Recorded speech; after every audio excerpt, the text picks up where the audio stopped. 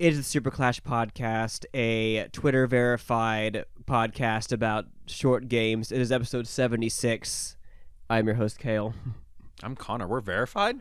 No, we're not. Oh. I just thought it's just really funny. Yeah, we're kind of not on Twitter anymore. No, I think Twitter's pretty much dead. I just thought it'd be just reading about how the paid verification went up only to be taken down 2 days later because of all the fake accounts causing advertisers and other big companies to do damage control. It's insane to me, man. Like, how fire from the hip this whole situation has been. Yeah, I saw one this morning. It was one of the pharmaceutical companies. Someone made an account, and it was verified, that said, starting today, insulin will be free. And the real pharmaceutical company had to be like, no, and had to be in talks with Twitter to try to get that account suspended. Oh my god! Because it got, I think 10,000 likes and 1,500 retweets. Oh my gosh! Yeah, man. Oh, that's just funny though. And then someone made a George Bush verified account, and this is bad. This is bad. Like, it basically, the whole account was him basically saying he misses being in office because he wanted to kill Middle Easterners and everything. I saw that. Yeah, it was.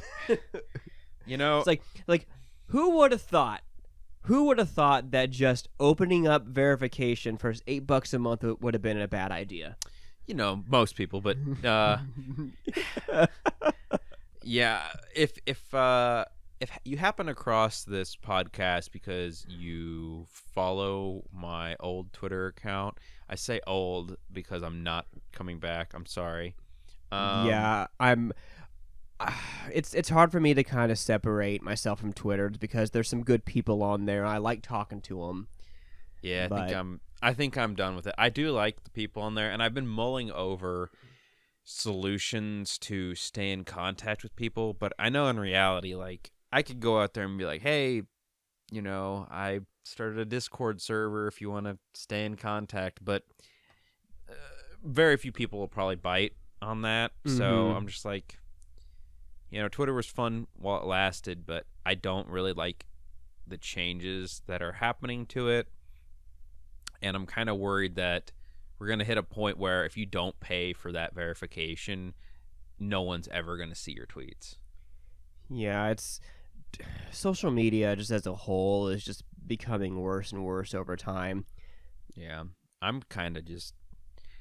I haven't used it for, what is it, probably going on like a month now, maybe? Mm-hmm.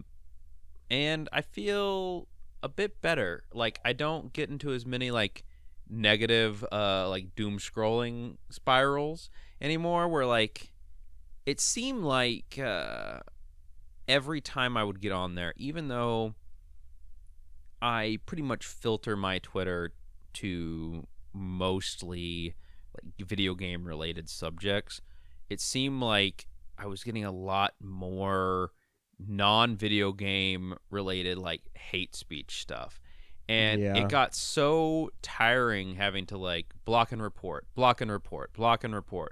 of like all these people saying super hateful shit, starting these arguments, starting these fights.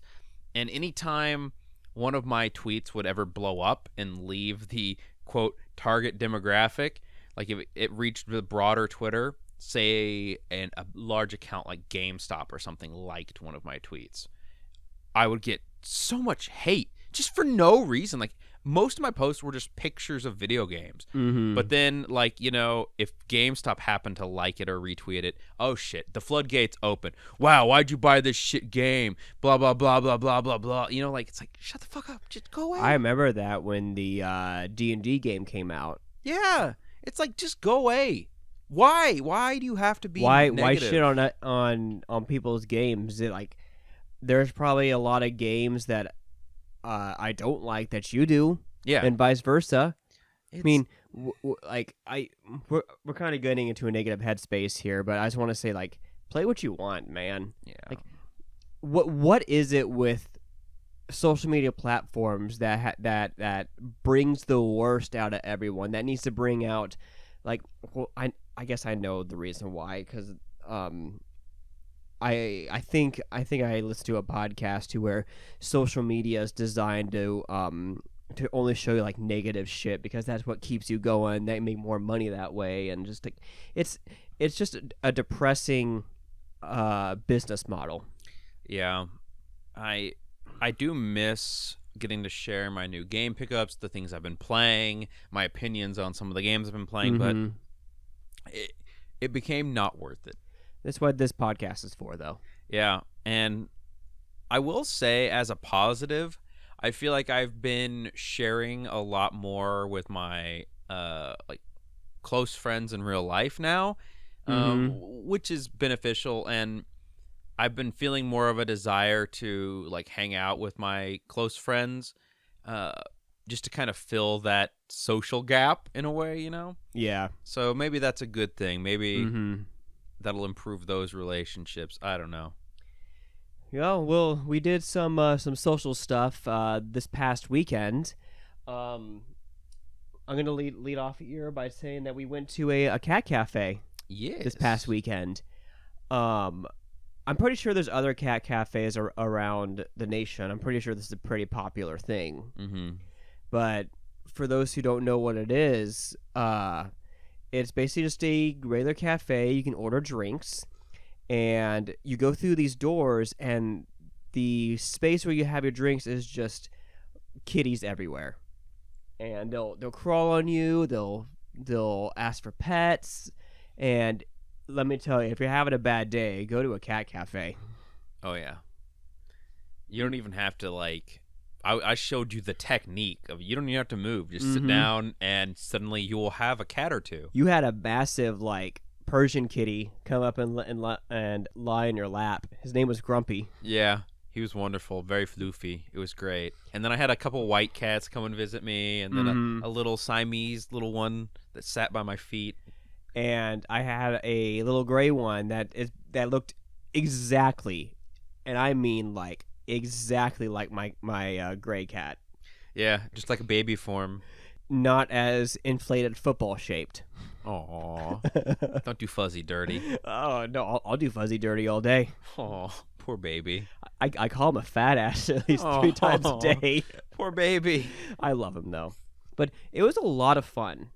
Yeah. Like, it was just so nice after a hard week to just go in and just hug all the floof.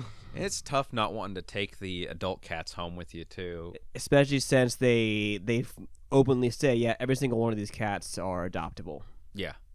I'm like, don't you fucking tempt me. I'm pretty sure next time, it's going to be pretty far in the future probably, but next time, like, I'm in the market to get a cat, I'd probably just go there and, like, let one choose me kind of thing, you know? Yeah, I would agree with you. It seems like that's the better way to do it. And I don't want a kitten. I mean, I've done that before a few times in my life where I've had kittens.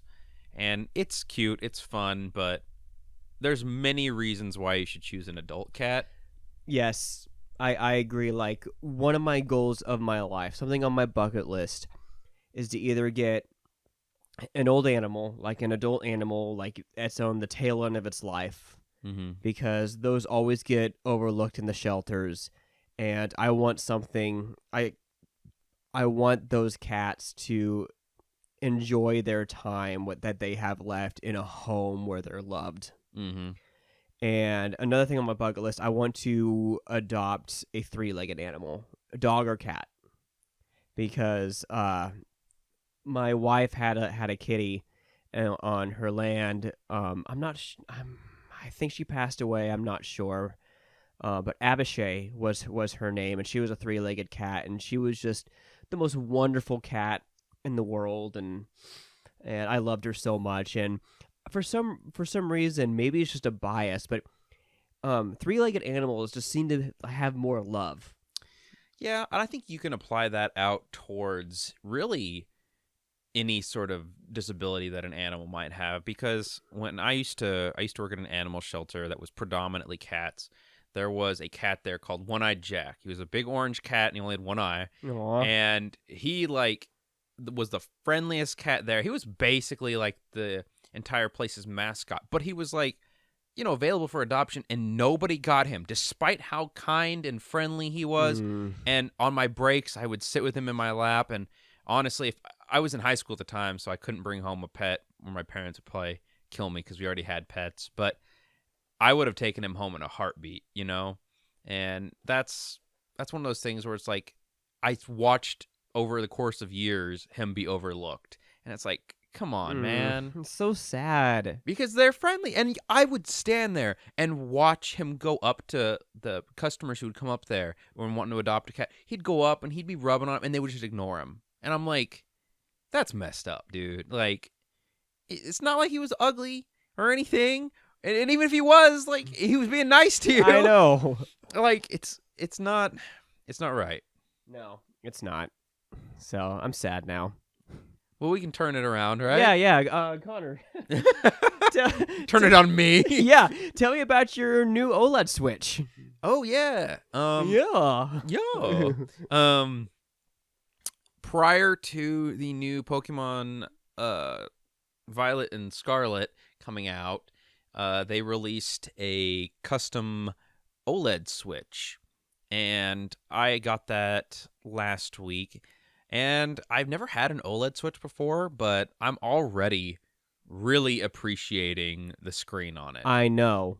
It's great, isn't it?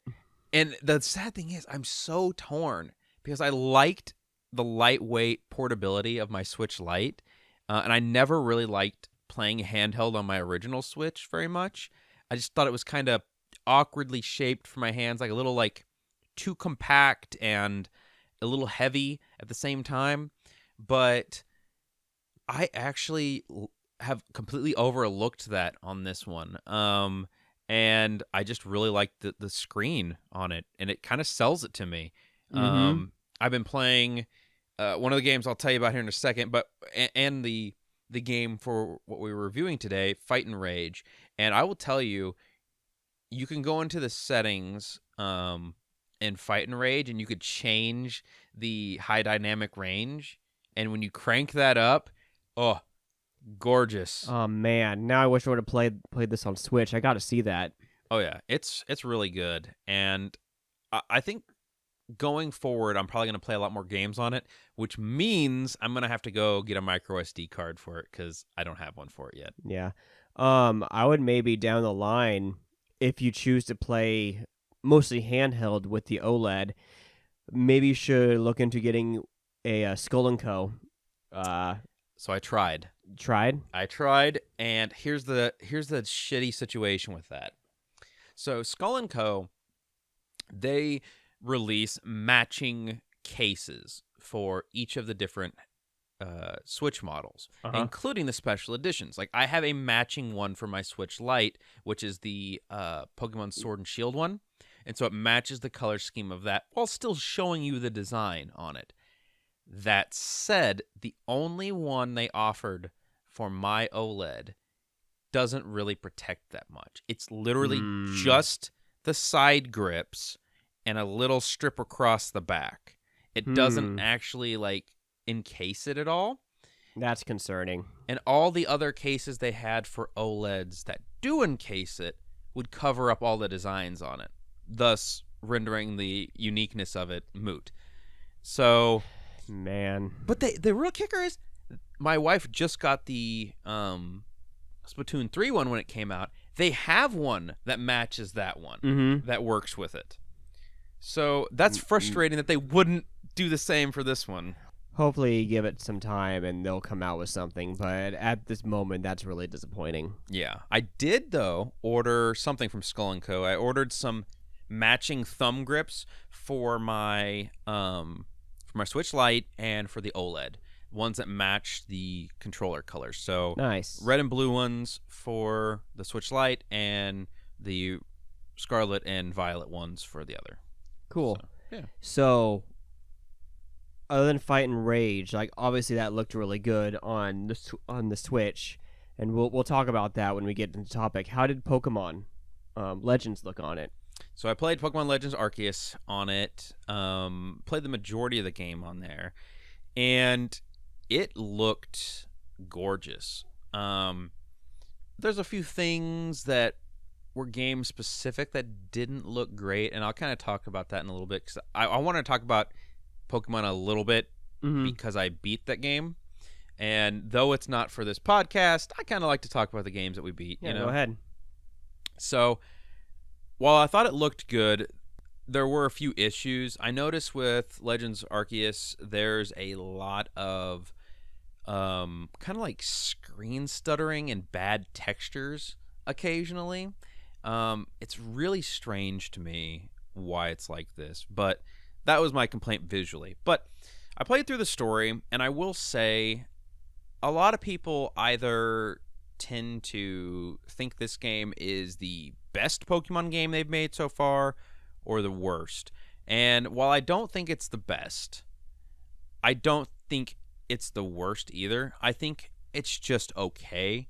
It's not really what I was looking for with Pokemon, but I can see why a lot of people would like it because it changes the formula a lot. So it takes place in a distant past where your main character, who you play as, he is transported through a wormhole back in time to the Hisuian region, which is kind of like a feudal Japan sort of time period. And the wormhole kind of just stays open, and it causes a lot of the regional Pokemon to become enraged. And so your goal is to go around and calm these Pokemon down, these alpha Pokemon. And the gimmick of this game is that instead of playing it like you do the other Pokemon games, where you battle Pokemon, you battle trainers, you catch Pokemon, and you defeat gyms, and then go to the Elite Four, how this one works is you're one of the few people who is not afraid of Pokemon in this world, because in this world, Pokemon are still like considered wild animals, sort of. And they've just sort of invented these Pokeballs to catch them with. And so you go around and you're filling up your Pokédex by capturing Pokemon, observing them do different behaviors, and there's even what are called alpha Pokemon, which are like these giant versions of Pokemon that you can fight and catch, but they're a lot harder to defeat and to catch. So that's the big difference with this one. And you don't actually have to battle to catch them. You can sneak up on them and throw a Pokeball at them, and sometimes you can catch them by surprise and capture them, which is kind of cool sometimes. Additionally, instead of having hidden moves, which are like surf or strength or fly, things like that allow you to do different things, you have these Pokemon that you tame by using a flute, and you have ones that you can ride through the world, ones that you can climb mountains with, ones that you can fly with, ones that you can go across water on. So all this different stuff. And what ends up happening is you calm down all of these Pokemon that are raging, and the wormhole has still not been closed up. And you have to go and essentially defeat Dialga and Palkia at the temple. So all this happens, and I had a good time with the game. My biggest complaint about it, gameplay wise, is it's very grindy. So you play your level, you defeat tame the alpha Pokemon that's tirading in the area, and then afterwards you go back to the base. But before you can move on to your next mission, they say, oh, you need to reach this certain rank, and to increase your rank you have to capture more Pokemon and fill up your data on those Pokemon by either catching more of the same one, watching them do certain moves, there's all different kinds of like little things to do. And for the first time in a Pokemon game, also, you can complete side missions. So there's side missions you can do for people in this one, like a traditional RPG would have. Mm-hmm. And I didn't really like the fact that you couldn't really progress the story unless you grind up your rank. But thankfully, probably about 3/4 of the way through the game, I found a workaround for that. If you go into Pokemon Home, transfer over a whole bunch of Pokemon, and then go talk to the professor, it'll shoot your rank up a whole bunch so you can move on the story some more. Interesting. So I didn't have to deal with the grinding as much. But what I want to do now is, after I've beaten the game, I want to go back and do more of those side missions because they're still available. But normally for me, with every other Pokemon game, you complete the main story and then you can go do side stuff, which is what I wanted to do with this one. I wanted to keep the flow of the story going and then go do all the side stuff later, right? And so that's what I'm going to do now. But that's my biggest complaint, is that it's a little grindy, like unnecessarily grindy. Like it doesn't really add anything to the story to do most of these side missions or to capture more Pokemon or to fill up your Pokédex, you know? Yeah. But I still recommend you play it. It's on my list. It's just as soon as I get the monies. Mun-muns? Yeah. All I've been doing for me is just still grinding away on Elden Ring. Started a new character a couple weeks ago. I decided to go for a those who know who have played Elden Ring, with a dexterity arcane build. If you don't know, Connor, so you have these different skills in Elden Ring that certain weapons can scale towards. So like you have strength, dexterity, intelligence, faith, and arcane. So like strength is self-explanatory. Dexterity is more for like quicker weapons. Intelligence is for magic. And faith is a different form of magic. Sometimes it's miracles. Other times it's like dragon incantations or something like that. And arcane is a weird stat in this game because there are some spells that scale with arcane and require arcane, but its main job is status buildup. Interesting. So, arcane scales with poison and bleed buildup. So if you have poison on a weapon, it'll build up faster, and the status effect will start quicker with the high arcane stat. Interesting. And same thing with bleed. When bleed builds up, it takes off like 1/3 of someone's health immediately. It sounds like you play Elden Ring in a similar way to way I used to play Skyrim. We're trying to like get these different builds, and so you'd start new games with different builds and trying to tailor them a certain way, you know? Yeah. Well, and the nice thing about Elden Ring that's different from the other Souls games is that the ability to respec in this game, Elden Ring, is by far the most accessible. You have to defeat a boss first, and you have to find these limited items called larval tears. And lore-wise, you need a larval tear in order for like rebirth. Okay. For those, like, you will die if you're reborn without this item. Not just lore-wise, your character, like, you can't even respec if you don't have this item. That's just kind of the lore aspect of it. And your hub world that you can choose to go to, which you'll find these bell bearings throughout the world, and it opens up the store for like upgrade items. And so when you get to a certain point of the game, you can start experimenting. So if this build is maybe not working for you, you can go get rebirth, like reorganize your stats, and then try something else. Okay. But I'm really liking this arcane build because I'm sporting 2 katanas, one with a very high bleed up, or one with a high bleed build up, and then I have a longer one that has poison buildup. And Okay. I'm just experimenting with that. I'm working towards a very coveted katana that's found later in the game called Rivers of Blood. Oh, nice. And it has very high bleed buildup, and even fire. It has fire damage as well. Okay. And interestingly enough, fire scales with intelligence. Okay. Yeah.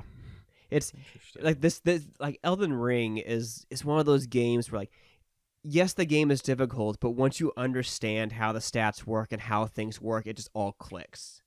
And that's one of the reasons why I love it. So, because don't get me wrong, I get really frustrated with this game.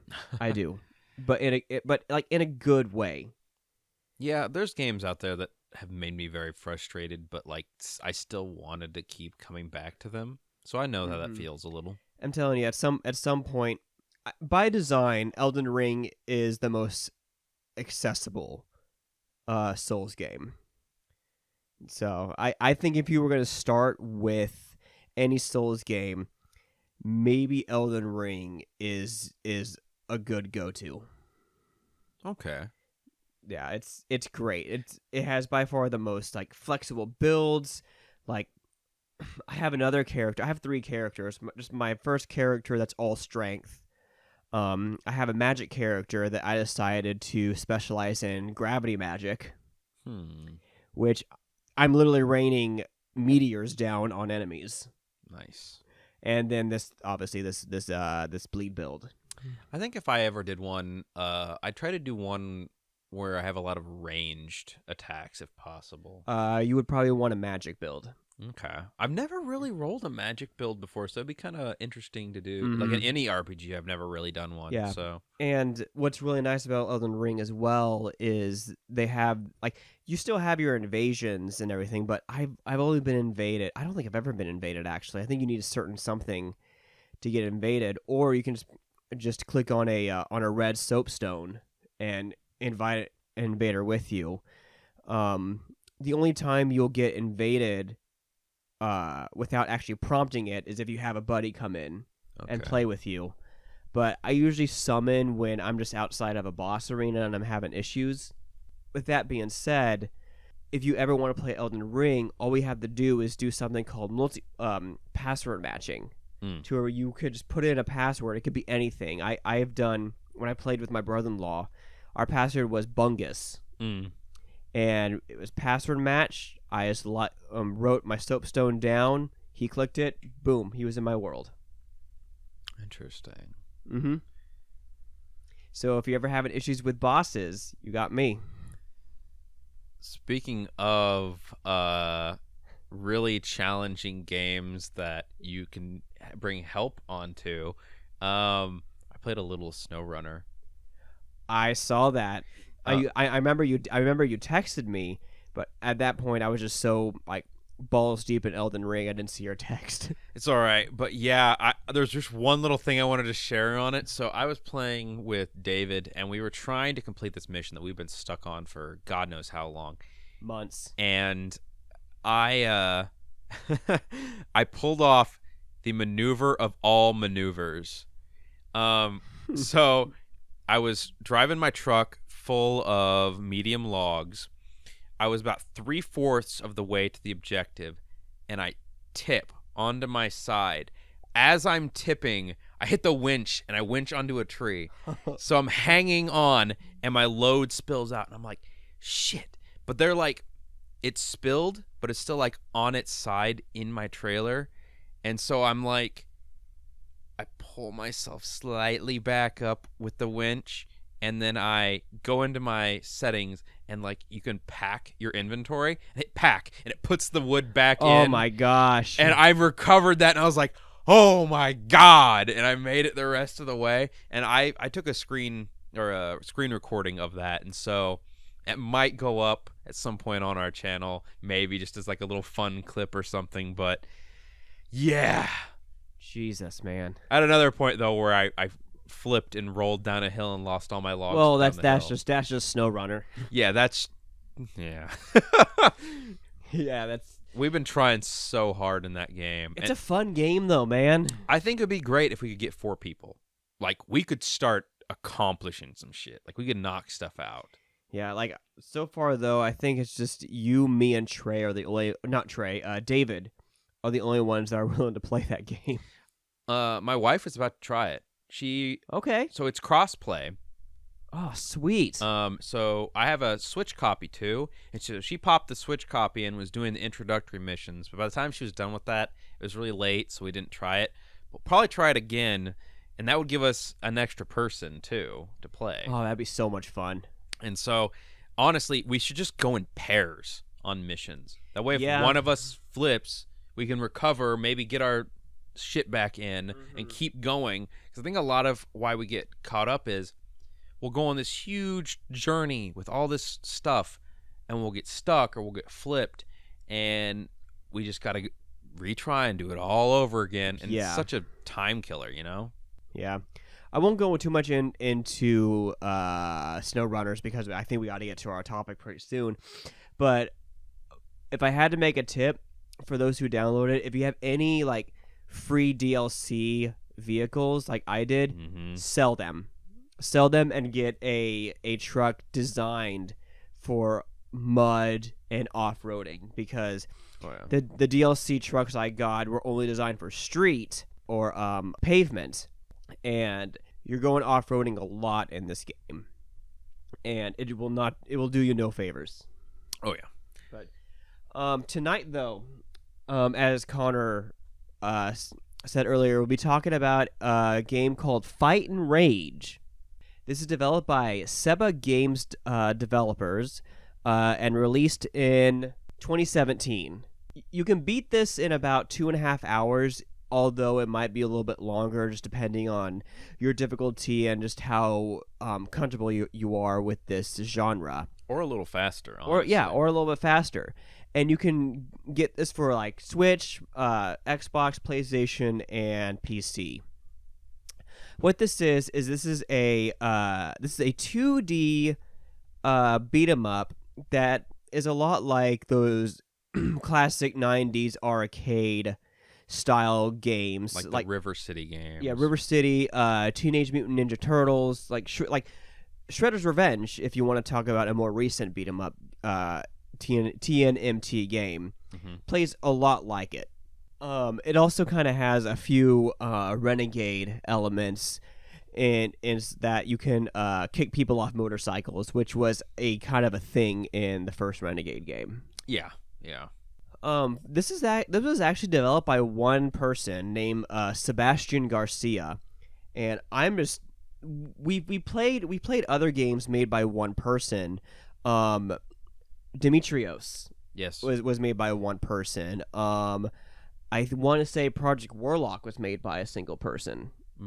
Or at least I think Project Warlock was developed by someone who was 18. So I don't know if he just led the project or if he just made it all on his own.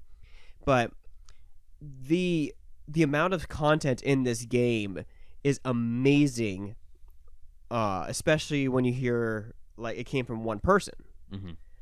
The controls for this game is very simple, but the combat is really, really deep. There are hidden moves. I found out you can block attacks. Wait, really? Yeah. I had to look that up when I was... Is it when you hit at the same time as they do? I'm not sure. I think you have to press back at the last second. So depending on where you're facing, you have to press the opposite direction. Because I noticed if you hit at the same time they do, it kind of like stops their move that they're trying to do. Yeah, they do stagger. Yeah. The campaign, you have a choice of 3 characters, and each one of them plays very differently. Yeah. You have Gal, who is like the titular character. Giggity. I didn't even realize that. Yeah, there's boob physics in this. Yeah, a lot of boob physics. But she's more of like, she's the fastest, and she's more of a death of 1,000 cuts. Yeah, I played as her. Yeah. And then you have someone named F. Norris, who is obviously like homage to like Chuck Norris, you know. My wife played as him. He is the more balanced character. He is like, he has the perfect balance of power and speed. And then Ricardo, who is a mutant like the enemies that you fight in the game, he is a pure brawler. He is tank. He is the slowest, but he can take the most damage and hits the hardest. Oh yeah, if you hadn't already told me you had played as him, I probably would have gone with him, but I was like, I want to give a different perspective. So how this game plays is immensely satisfying. Just having these going from one area to the next and stopping and having to beat the shit out of all these really well designed and creative enemies and literally smashing them until they're literal bone, is so satisfying. Oh yeah, especially when you get a cluster of them and you're hitting them all at once, and like pulling off these crazy combos. Like I think the most fun was like getting the boomerang. Yes. And throw the boomerang, it knocks them in the air, then you come in and like hit them with like your special move and just keep juggling them in the air. Yeah. And if you get two people, I know that you didn't play 2-player, but you can juggle them back and forth with each other. That is awesome. So like it makes fighting bosses so much more enjoyable. Yeah. What I also liked about this game is like at first I wasn't so sure that they would have accounted for this, but I also really liked how when you hit an enemy and they fly back, they can hit another enemy and makes them fly back. So you can like get distance with enemies if you're feeling overwhelmed. Yeah, and if you have them coming from both ways, there's a throw over your shoulder move. Yeah, I use that move so much. Go ahead. Yeah, it's like pretty much like half my move just throwing, because like you'll have like two people coming from your front and one from behind. So you hit the guy in behind, throw him into the other two, and while you've kind of staggered the other ones, you go in and just hit the shit out of all three of them. Like it's such a good feel. It's really fast paced, and I would say this game, it's fairly approachable because it matches the look and as I mentioned earlier, it matches the look and feel of a classic arcade game. To where if you lose both your lives, there's a continue and a countdown, and all you can do is just press start and continue. There's no penalty like there is in Xenocrisis. Yeah, it takes you back to the beginning of the level that you were on. Though I've noticed there's not some necessarily. I was gonna say I've noticed some inconsistencies with that. Sometimes it would take us all the way back to the very beginning of that level, and other times it's just the beginning of that section, and it did not seem to be consistent. Yeah, my guess would be, man. See, now I'm not sure because we got all the way to the boss fight and won, died halfway through the boss fight and got brought all the way to the beginning of the level. But in a previous interaction, we got to the boss fight, died during the boss fight, and it just brought us back to the boss fight. Yeah, I'm not sure the triggers of that. It's not, I don't know. Maybe that's a gripe, but I don't know. It doesn't seem consistent. Yeah. I also thought at first, and turned out to be, I think I was wrong about this at least, that you kind of have to play this game in one sitting. Which is easier to do on Switch because you can just hit the suspend and go to bed. Yeah, that's what I did. A lot harder to do on PC. Yeah. I eventually just had to press pause and like go to work or something, and just come back to it. I eventually put my computer to sleep, so my monitor's not on all day. It wouldn't be so bad to do on like a laptop or a Steam Deck. Right? But, yeah. But it turned out that I started off playing as Gal, and I was like, you know what? I kind of want to explore all these characters, and so I played a little bit as Gal, played a little bit as Norris before I continued and finished the game with Ricardo.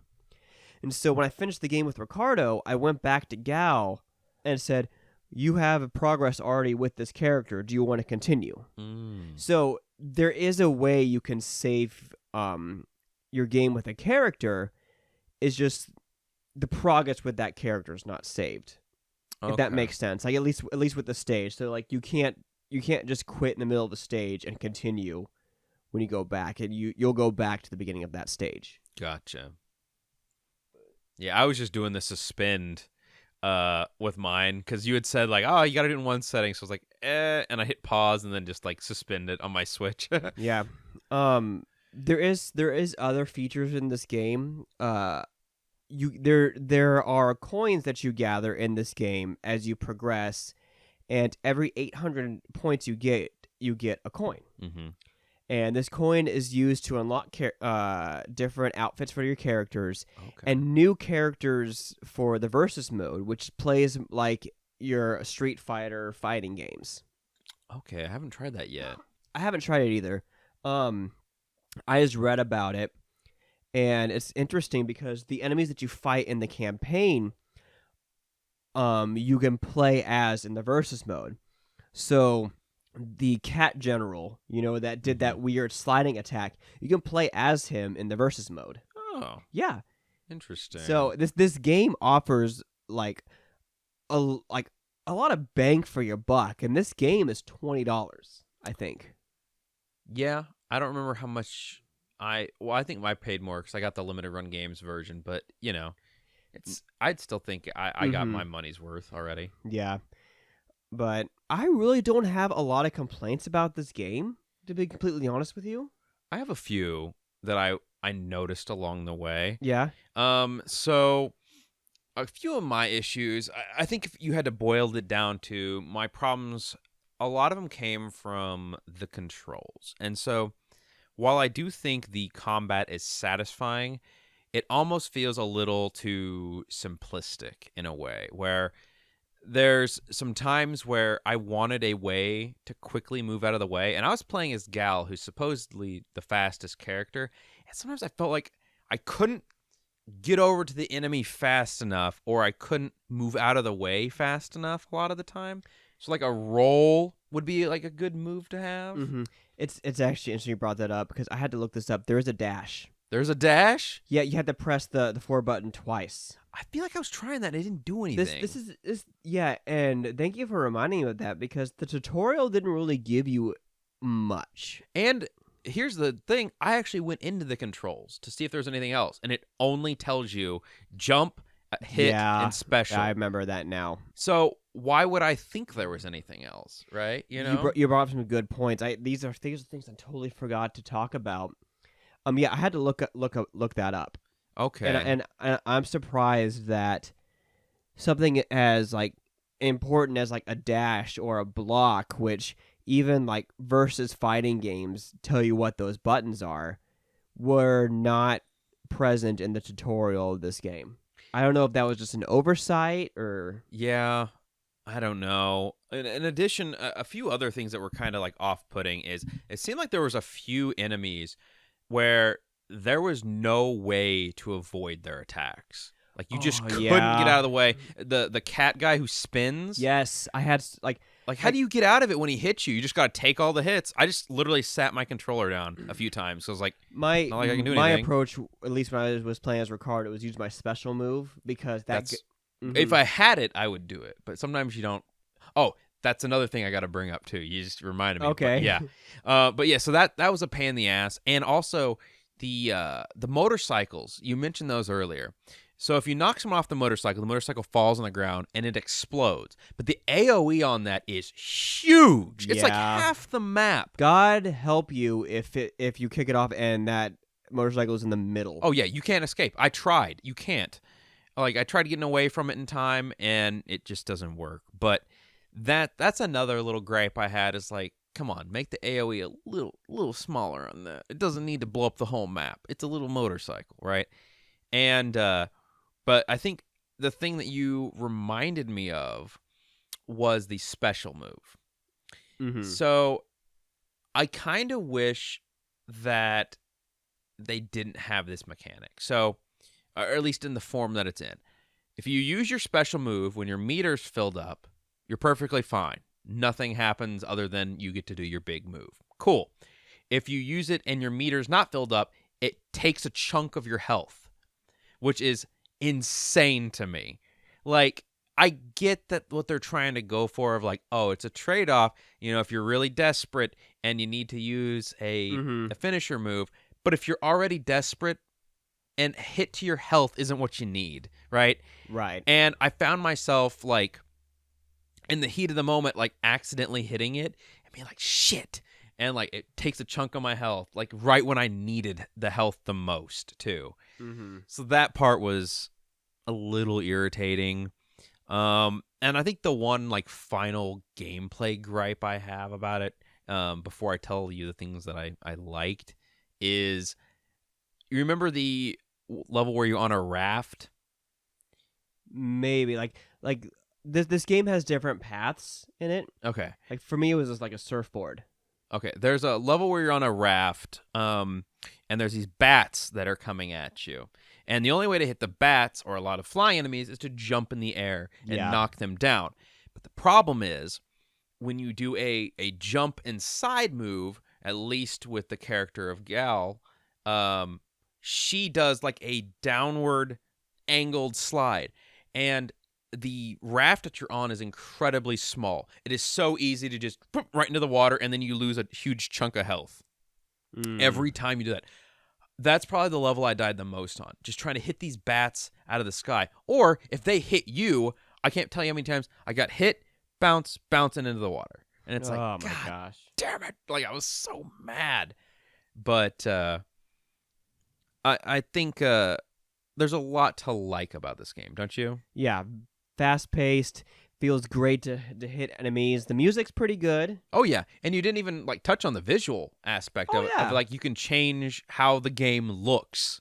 If you wanted more of a classic 90s computer with a CRT look, you can do that. Yeah. I turned that off because it was too distracting. But yeah, you can even change the scan lines to be, you can do them like scan lines or blocked pixels, basically. And there's even an HDR mode, which is really nice. It looks gorgeous. It reminded me a lot of a game I played in its alpha stage called Proteus, which is available to where the whole concept was you can choose like how you want the game to look, if you want the enemies to be a 2D sprites or 3D models. And that's it's really cool. Like it's one of those games I thought about putting on the list. I just got to see how long it is. Yeah.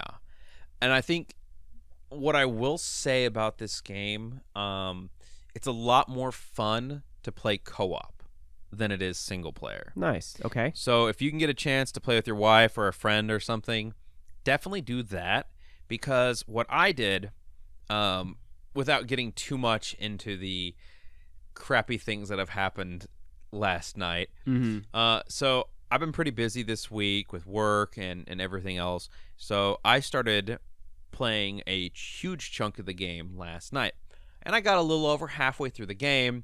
And then, as I told you, my sump pump battery went out in the middle of a rainstorm, so it started screaming at me. And so I had to put down the game, and I spent literally hours dealing with that. It was like 11:30 by the time I stopped fiddling with it, right?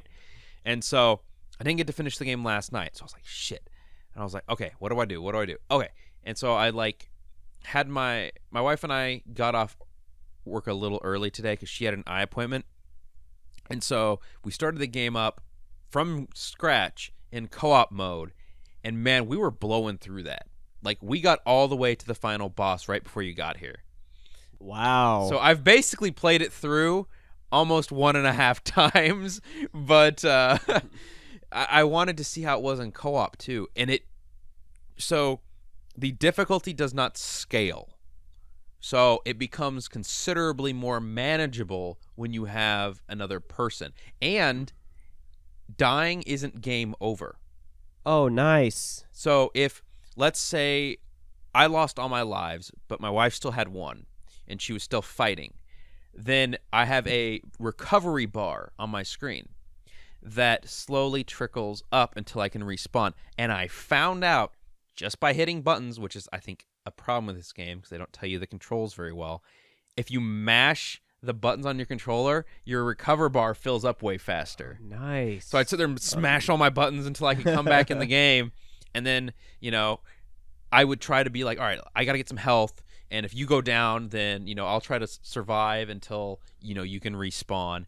So it's it's really good to do that. And with the fact that I think you can play up to 3-player co-op. Yeah, 3. I can imagine that it would go really well. And you can turn off friendly fire. which is Oh, a thank definite. God. A definite. Because on this screen, when you get an entire screen full of enemies at you, it is so hard to tell where your character is sometimes. Mm-hmm. You know?